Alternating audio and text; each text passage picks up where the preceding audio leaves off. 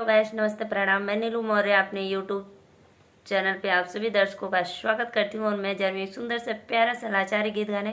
आप लोग मेरे वीडियो को फुल वॉच करके देखिए और वीडियो में बने रहिए। राधे राधे, जय माता दी।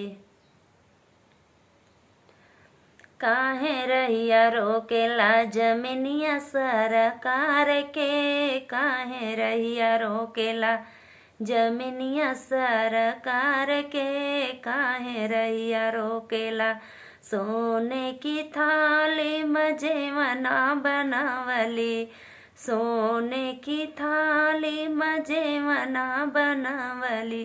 जेवना न जेवेला कलमिया मोरे यार के, कलमिया मोरे यार के, काहे रहिया रोकेला जमीनिया सरकार के, काहे रहिया रोकेला जमीनिया सरकार के, काहे रहिया रोकेला।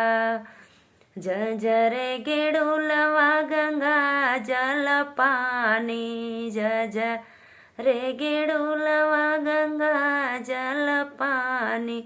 पानियो न पियला कलमिया मोरे यार के, पानियो न पियला कलमिया मोरे यार के, काहे रहिया रोकेला जमीनिया सरकार के, काहे रहिया रोकेला जमीनिया सरकार के, काहे रहिया रोकेला।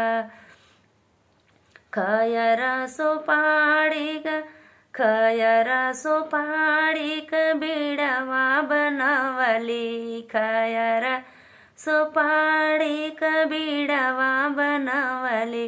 बीड़वा न कुचला कलमिया मोरे यार के, काहे रहिया रोकेला जमीनिया सरकार के, काहे रहिया रोकेला जमीनिया सरकार के, काहे रहिया रोकेला। फूलवा में चुनी चुनी से जिया लगवली, फूलवा में तोड़ी तोड़ी से जिया लगवली। से जिया न सोवेला चदरिया मोरे यार के, चदरिया मोरे यार के, काहे रहिया रोकेला जमीनिया सरकार के, काहे रहिया रोकेला जमीनिया सरकार के।